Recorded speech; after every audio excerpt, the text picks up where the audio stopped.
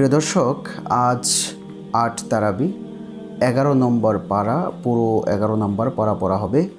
আজকের তারাবিতে মূলত সূরা তাওবার কিছু অংশ এবং সূরা ইউনুস এবং সূরা হুদের ৫টি আয়াত তেলাওয়াত করা হবে। এই অংশ জুড়ে আল্লাহ রাব্বুল আলামিন আমাদের জন্য বিশেষ গুরুত্বপূর্ণ কিছু বার্তা রেখেছেন, যেগুলো আমাদের জীবনের জন্য অত্যন্ত কল্যাণ বয়ে আনবে।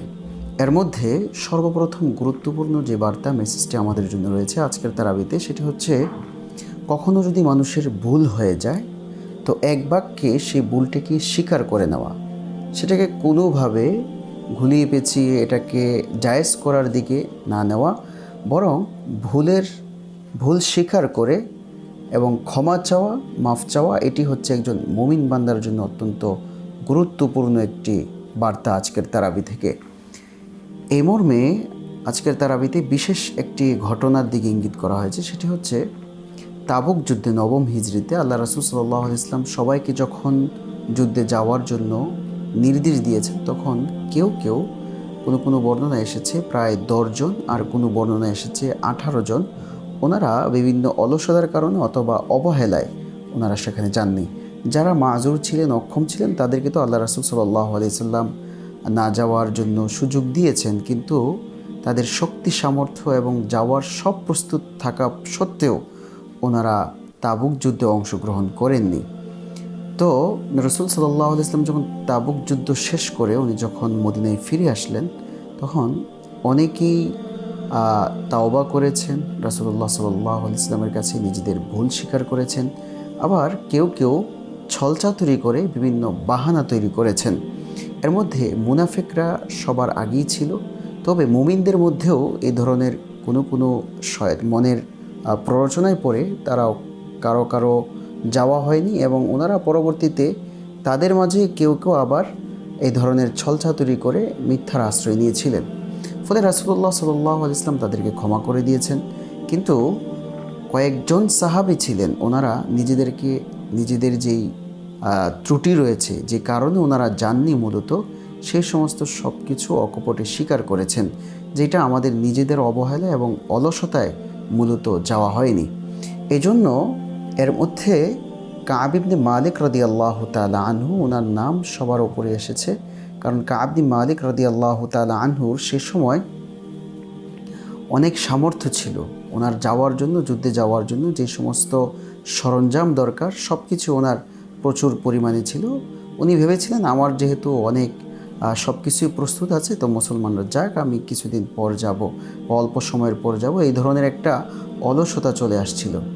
তো পরবর্তীতে আর যাওয়া হয়নি। তো রাসূলুল্লাহ সাল্লাল্লাহু আলাইহি ওয়াসাল্লামের কাছে যখন উনি মদিনায় আসলেন, মদিনায় আসার পরে সকলে একে একের পর যখন নিজেদের উযর পেশ করলেন, তো কাব ইবনে মালিক রাদিয়াল্লাহু তাআলা আনহু গেলেন। এর আগে আবু লুবাবা রাদিয়াল্লাহু তাআলা আনহু নিজেকে খুঁটির সঙ্গে বেঁধে রেখেছিলেন। এখনকার যে মসজিদে নববী আছে, সেখানেও আবু লুবাবা রাদিয়াল্লাহু তাআলা আনহুর নামে একটি স্তম্ভ রয়েছে। কাব ইবনে মালিক রাদিয়াল্লাহু তাআলা আনহু উনি যখন রাসূলুল্লাহ সাল্লাল্লাহু আলাইহি ওয়াসাল্লাম গিয়েছেন, তখন উনি সত্যটাই বলেছেন যে আমার ভুল হয়ে গেছে, আমি আসলে নিজের অলসতা এবং গাফলতের কারণ যেতে পারিনি। উনি এই কথা বলার পর রাসূলুল্লাহ সাল্লাল্লাহু আলাইহি ওয়াসাল্লাম বলছেন, ঠিক আছে, তাহলে তোমার ব্যাপারে আল্লাহ তাআলার পক্ষ থেকে যে ফয়সালা আসে, ওই ফয়সালার ওপরে তোমাকে সিদ্ধান্ত দেওয়া হবে। ওনার সাথে আরও 2 জন ছিলেন, ওনারা একটু বয়স্ক ছিলেন। তো ওনারাও রাসূলুল্লাহ সাল্লাল্লাহু আলাইহি ওয়াসাল্লাম যে নিজেদের ভুল স্বীকার করেছেন, তো ওনাদের ব্যাপারে এই কথা বলেছে যে তোমাদের জন্য আল্লাহর পক্ষ থেকে কি নির্দেশ আসে ওই পর্যন্ত তোমরা অপেক্ষা করতে থাকো। তারপর রাসূলুল্লাহ সাল্লাল্লাহু আলাইহি ওয়াসাল্লাম ঘোষণা আসলো যে এই 3 জনের সঙ্গে মদিনার কোনো মুসলিম যেন কথা না বলে, তাদের সঙ্গে সব ধরনের সম্পর্ক বিচ্ছেদ করে দেয়। পরবর্তীতে ওনারা এতটাই অসহায় হয়ে পড়েছিলেন যে ওনারা বাজারে যেতে পারতেন না, ওনারা খাবার দাবারের প্রতি মনোযোগ ছিল না। এক আয়াতের মধ্যে এসেছে, ওনাদের পৃথিবীটা প্রশস্ত হওয়া সত্ত্বেও ওনাদের কাছে এই পৃথিবীটা মনে হয়েছে অত্যন্ত সংকীর্ণ একটা জায়গা। ওনারা এতটাই পেরেশান হয়ে গিয়েছিলেন। এর কারণ হচ্ছে নবীজি কথা বলছিলেন না, এটা তাদের জন্য বড় একটা পেরেশানির বিষয় ছিল। কারণ রুহামা ও বাইনাহুম আশিদ্দা ও আলাল কুফার, সাহাবায়ে কেরামের অবস্থা তো এমন ছিল যে রাসূলুল্লাহ সাল্লাল্লাহু আলাইহি ওয়াসাল্লামের সঙ্গে তাদের সম্পর্ক ছিল এতটাই গভীর যে কুফফারদের সামনে তারা ছিল অত্যন্ত কঠোর, কিন্তু পরস্পরের মধ্যে অত্যন্ত হৃদ্যতাপূর্ণ সম্পর্ক ছিল। তো এই হৃদ্যতাপূর্ণ সম্পর্কের মধ্যে যখন নাকি ওনাদের মাঝে কথা চলছিল না এবং তাদের সঙ্গে লেনদেন হচ্ছিল না এবং কোনো ধরনের মনের ভাব আদান প্রদান হচ্ছিল না, এই জন্য ওনারা খুব বড় ধরনের পেরেশানির মধ্যে পড়েছিলেন। আল্লাহ রাসূল সাল্লাল্লাহু আলাইহি ওয়াসাল্লাম ওনাদের ব্যাপারে কোনো ধরনের সিদ্ধান্ত জানাচ্ছিলেন না। প্রায় 50 দিন অতিক্রম হয়ে গেছে, ওনারা তাওবা ইস্তেগফার করছেন। কেউ কেউ খুঁটির সঙ্গে, মসজিদ নববীর খুঁটির সঙ্গে নিজেদেরকে বেঁধে রাখছেন। তখন আল্লাহ রাব্বুল আলামিন 50 দিন পর তাদের জন্য আয়াত নাজিল করে দিলেন যে তাদের ইন্নাল্লাহা হুয়াত তাওয়াবুর রহিম থুম্মা তাবা আলাইহিম লিয়াতুবু, তারা যে তওবা করেছে তাদের সেই তওবাকে আল্লাহ রাব্বুল আলামিন কবুল করেছেন।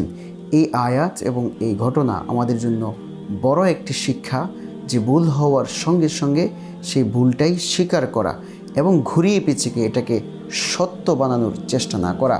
কারণ আপনি দেখবেন যখন কোনো মানুষ ভুল করে আর সেই ভুলটাকে যদি সে শুদ্ধ করতে চায়, তাহলে অনেক মিথ্যার আশ্রয় নিয়ে সেটাকে শুদ্ধ করতে হয়। এই জন্য আজকের পৃথিবীতে আমরা আমাদের দেশে বা পরিবার এবং সমাজে যদি লক্ষ্য করি, তাহলে দেখতে পাই প্রতিদিন হাজারো এই ধরনের ঘটনা আছে যেখানে সুস্পষ্ট মিথ্যা হওয়া সত্ত্বেও এটিকে সম্পূর্ণভাবে সত্য বানানোর অপচেষ্টা করে থাকে। আজকে এর বড় একটি কারণ হচ্ছে আইনের শাসন নেই। আইনের যথাযথ শাসন না থাকার কারণে মানুষের যে নৈতিক অবক্ষয় সেটা খুবই সুস্পষ্ট।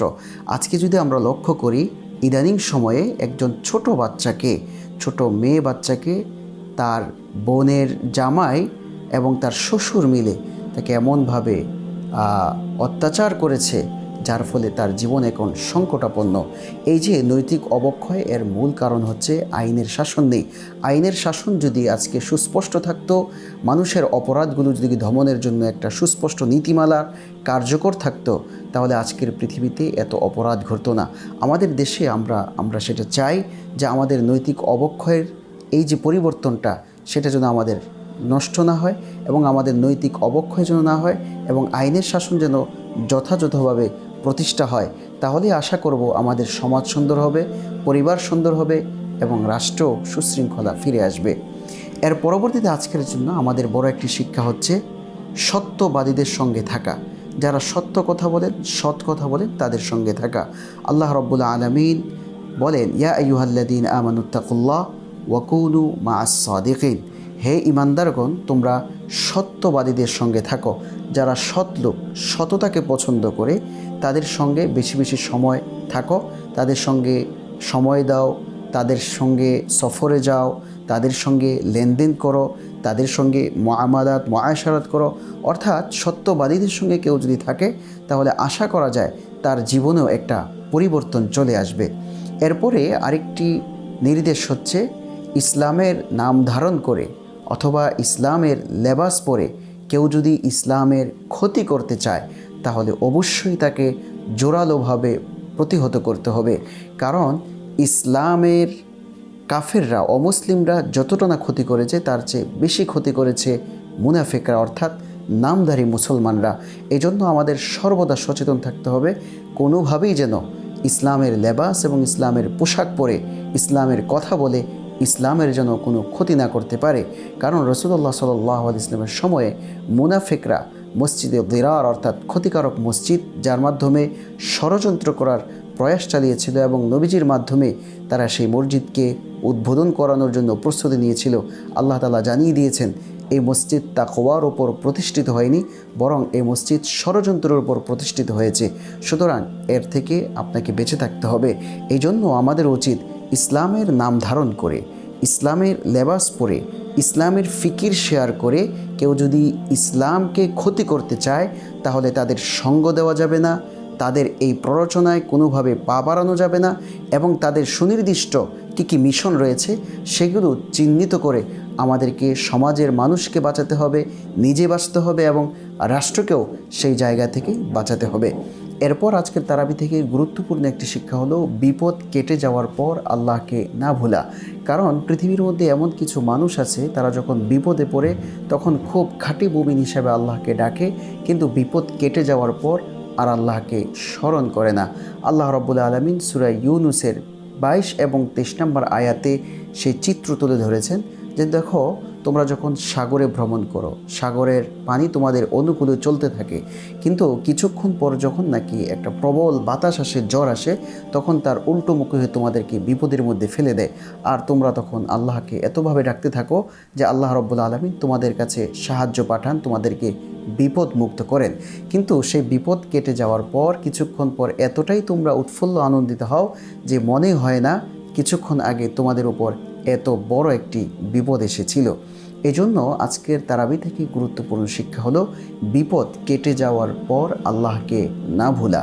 এরপর দুনিয়ার জীবনটা একটি পানির মতো, কারণ সামান্য পানি যেমন উপর থেকে পড়লে শেষ হয়ে যায়, দুনিয়ার জীবনটাও আমাদের হায়াত শেষ হয়ে গেলে সব কিছুই শেষ হয়ে যায়। কত অর্জন, কত কিছু, কত সুনাম সুখ্যাতি, কত টাকা পয়সা, কত কিছু উপার্জন, কিন্তু কিছুই আর বাকি থাকে না মৃত্যু আসার পর। এজন্য আজকের তারাবি থেকে আমাদের গুরুত্বপূর্ণ আরেকটি বার্তা হচ্ছে দুনিয়ার জীবনটাকে খুব পানির মতো মনে করা, সামান্য মনে করা। আল্লাহ রাব্বুল আলামিন একটি উদাহরণ দিয়ে বলেন যে দেখো, আসমান থেকে আমি যখন পানি বর্ষণ করি তখন তোমরা এই পানির মাধ্যমে অনেক ফল ফলাদি, গাছপালা এবং উদ্ভিদ তৈরির জন্য চেষ্টা করো। এরপর সবুজ শ্যামল পরিবেশ যখন হয়, তখন কৃষক যখন দেখে যে তার প্রচুর পরিমাণে ধান হয়েছে, সকালবেলা কাটতে যাবে, এর আগেই যদি কোনো ঝড় তুফান এসে এগুলোকে নিঃশেষ করে দেয়, তখন তার মনটা কেমন হবে। ঠিক তেমনিভাবে দুনিয়ার জীবনটা এমন যে খুব দেখছো আরাম আয়েশ, এই দুনিয়ার জীবনটা অনেক আনন্দের, কিন্তু যখন মৃত্যু নামক জিনিসটা তোমার কাছে চলে আসে, এরপরেই তোমাদের সব কিছু শেষ হয়ে যায়। এই জন্য দুনিয়ার জীবনটাকে স্থায়ী মনে না করা, অস্থায়ী ভেবে বেশি বেশি আখিরাতের পুঁজি অর্জন করা।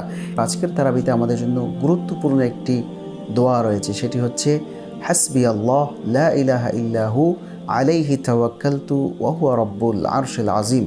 হাদিসের মধ্যে এসেছে, কোনো ব্যক্তি যদি সকাল সন্ধ্যা 7 বার এই দোয়াটি পড়ে, তাহলে তার জীবনের যত সংকট রয়েছে, যত সমস্যা রয়েছে, এই সব কিছুর ব্যাপারে আল্লাহ রাব্বুল আলামিন তার জন্য যথেষ্ট হয়ে যাবেন।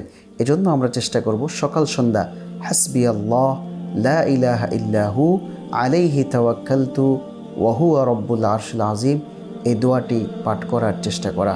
আল্লাহ রাব্বুল আলামিন আমাদের সবাইকে আজকের তারাবি থেকে শিক্ষা নিয়ে জীবনকে সুন্দর করার তৌফিক দান করুন, আমিন। ওমা আলাইনা ইল্লাল বালাগ। পরবর্তী অনুষ্ঠান দেখার আমন্ত্রণ জানিয়ে আজকের মতো এখানেই বিদায় নিচ্ছি। আসসালামু আলাইকুম ওয়া রাহমাতুল্লাহি ওয়া বারাকাতুহু।